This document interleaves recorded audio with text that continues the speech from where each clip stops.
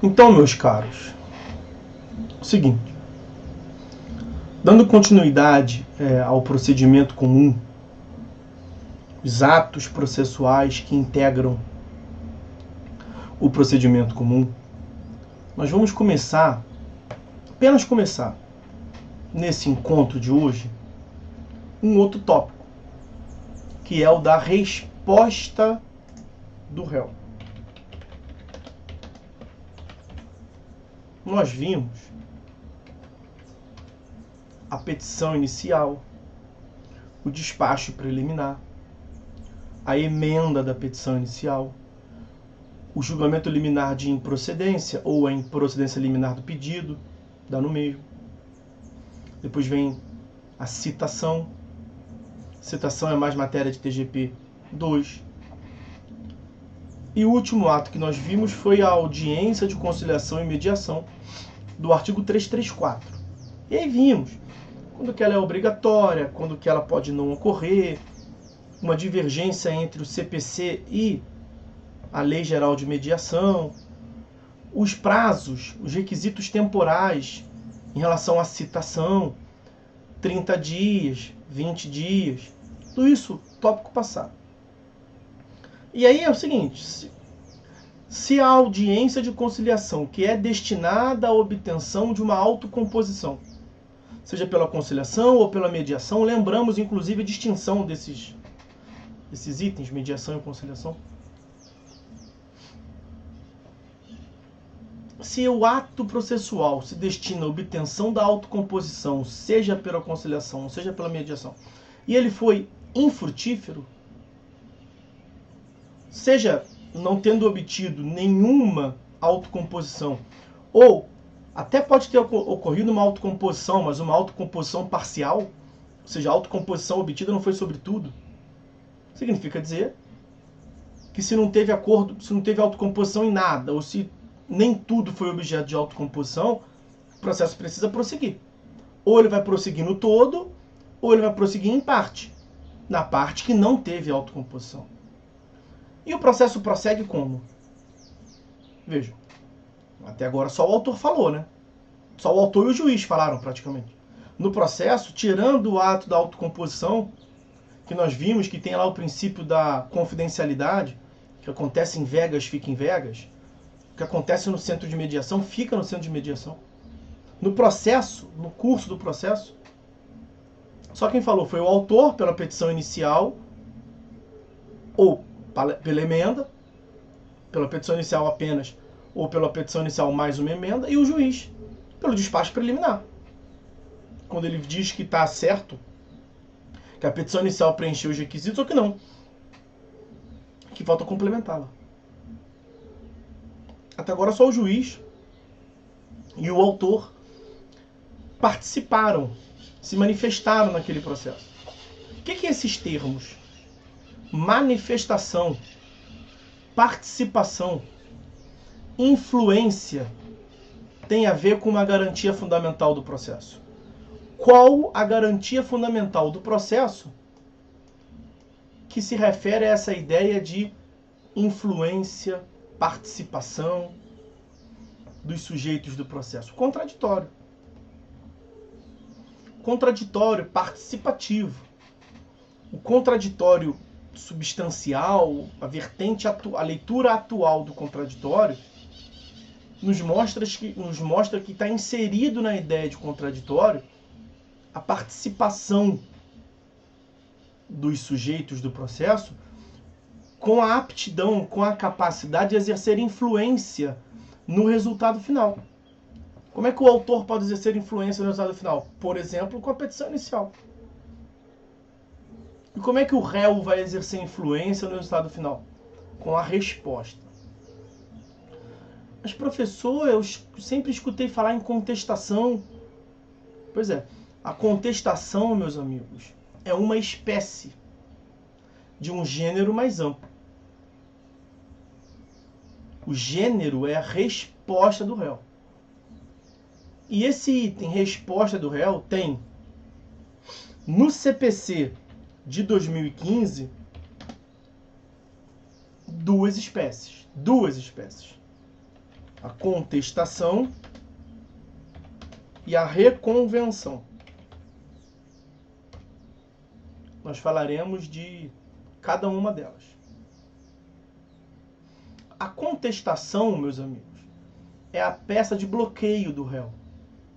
É como se fosse o escudo do réu, se protegendo as acusações, as alegações, né? A acusação remete para o processo penal, né? As alegações do autor na petição inicial. Então, na contestação, o réu, o demandado, ele se defende do que lhe foi demandado, do que lhe foi pedido na petição inicial. A reconvenção muda a chavinha. Na reconvenção nós temos uma outra lógica de atuação, uma outra finalidade do réu. A reconvenção, que nós falaremos, aqui é uma noção geral, uma introdução, uma apresentação. A reconvenção, ela é um contra-ataque do réu. O réu se defende pela contestação e o réu ataca numa figura de imagem aí, como se fosse uma luta. O réu se protege pela contestação e ele contra-ataca, ele ataca pela reconvenção. Porque, veja, foi o mais objetivo de mostrar isso. Convir, essa palavra que ninguém usa. Provavelmente os senhores nunca leram. Convir significa pedido. Convir é sinônimo de pedir. Reconvir é pedir para quem te pediu. Reconvir, você vai pedir novamente, vai pedir em devolução, né? Então a reconvenção é quando o réu formula um pedido em face do autor. E aí nós veremos, isso é uma outra demanda. O réu pode propor uma demanda incidental. Ele propõe uma demanda no curso de um processo. Um processo que tinha uma demanda só do autor em face do réu, passa a ter duas demandas. A demanda 1, autor em face do réu. A demanda 2, do réu em face do autor. Isso é reconvenção. Então, como é que o réu pode responder? Resposta do réu, meus amigos, como uma ideia de reação. Como é que o réu pode reagir? Ele pode reagir se defendendo, ele pode reagir atacando. Ou ele pode reagir das duas formas. Ele pode se defender e contra-atacar. Quando ele se defende, quando ele não quer perder, quando ele não quer perder aquilo que o autor pediu em face dele, ele está se defendendo, isto é, contestação. Quando ele, mais do que não perder, ele quer ganhar, ele quer formular um pedido em face daquele autor, isso não é contestação. Na contestação, ele se opõe aos pedidos do autor. Se ele quer uma providência jurisdicional a favor dele, o autor pediu a condenação do réu a pagar algo para o autor.